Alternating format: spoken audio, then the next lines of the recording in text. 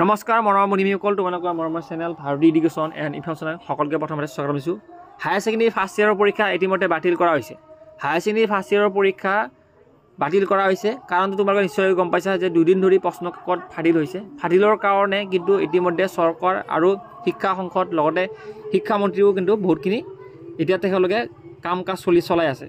ইতিমধ্যে ৰনোজ পেগু ছাৰে এটা টুইট যোগে টুইট কৰিছে যে প্ৰশ্নকাকত ফাদিল হোৱা আৰু প্ৰট'কল ভংগ কৰাৰ বাবে হায়াৰ ছেকেণ্ডেৰী ফাৰ্ষ্ট ইয়েৰৰ 2025 বৰ্ষৰ পৰীক্ষা বৰ্তমান সময়ত 24 মাৰ্চৰ পৰা 29 মাৰ্চৰ ভিতৰত হ'ব লগা পৰীক্ষাকেইটাও কিন্তু তোমালোকক এতিয়া বাতিল কৰি দিছে।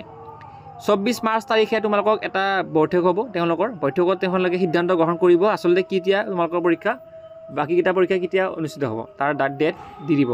আৰু নটিফিকেশ্যন যিখন আহিছে নটিছখনত তাতেও স্পষ্টভাৱে কথাখিনি কোৱা হৈছে যে কুৱেশ্যন পেপাৰ ফাদিলৰ লৈ কথাখিনি গুৰুত্বপূৰ্ণ কথা কোৱা গৈছে। তথাপিতো এটা মেইন পইণ্টটো হৈছে তোমালোকে 24 তাৰিখৰ পৰা 29 মাৰ্চ ঠিক আছে তাৰিখৰ ভিতৰত তোমালোকৰ পৰীক্ষা অনুষ্ঠিত নহয়। বাকীটা পৰীক্ষা তোমালোকৰ যেতিয়া অনুষ্ঠিত হ'ব তেতিয়া তোমালোকক কৈ দিব মানে তেখেতলোকে। ধন্যবাদ।